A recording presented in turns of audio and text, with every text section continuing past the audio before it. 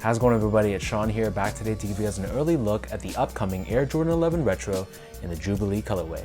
This pair is slated to drop worldwide on December 12th for a retail price of $220 US or $285 here in Canada.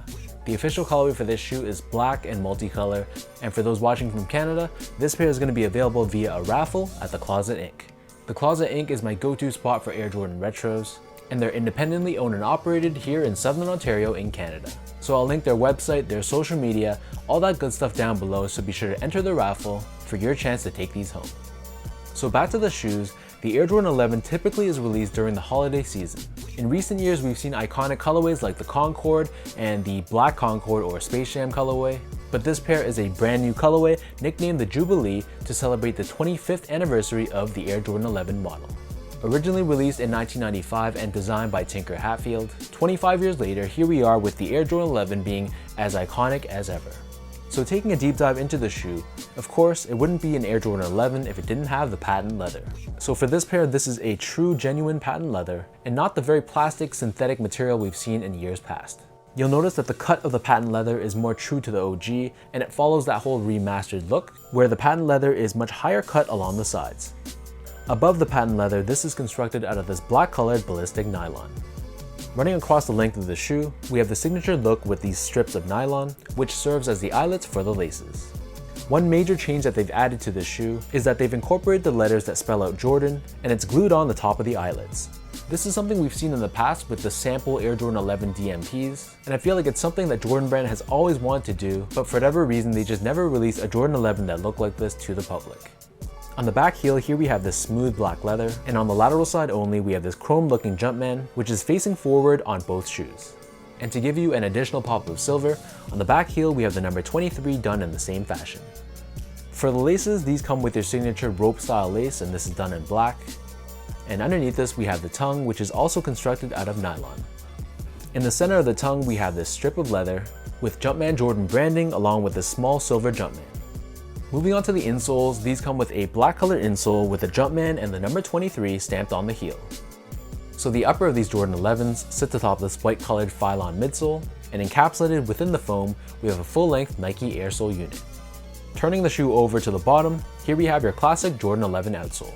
So in this case, this is constructed out of this milky colored semi-translucent rubber, and we have these gray pods on the back heel and the forefoot, and these incorporate a herringbone traction pattern. In addition, we have this carbon fiber shank plate as well, and this helps to give you torsional rigidity and midfoot support, and you can see this on the medial edge. So that breaks down the look and the construction of these Jordan 11 Jubilees. In terms of sizing, so I'm a true size 10, slightly on the wider side, and I got these in my true size and they fit me great. So I'd say that whatever size you normally wear for your Jordan 11s, I'd stick with the same size for this pair, and if you haven't worn Jordan 11s before, I'd say that sticking true to size is the right call. Moving on to the topic of comfort, so the Jordan 11 I feel isn't the most comfortable Jordan out there.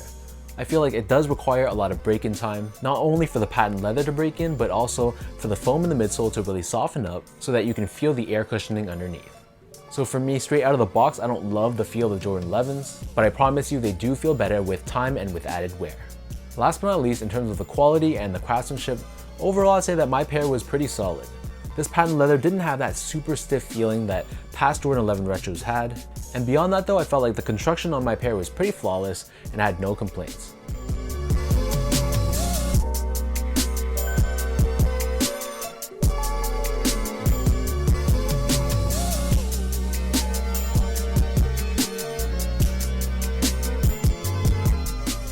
With all that out of the way now, let's lace up these Jubilee Jordan 11s and I'll show you guys how these look on feet.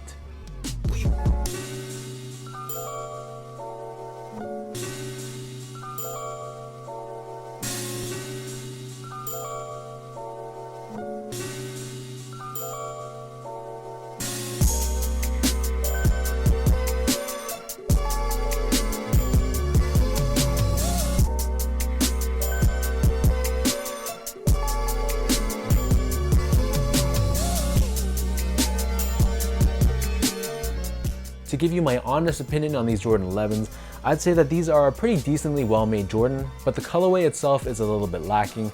I find that it's a little bit bland, and to me at least, it reminds me too much of the Space Jams. So I guess if you're missing a pair of Space Jams in your collection, then this could be a pretty worthy replacement. But another thing I didn't love was the lettering on the eyelets. This is something I think they could have done without, and I totally don't blame you guys if you try to remove the lettering.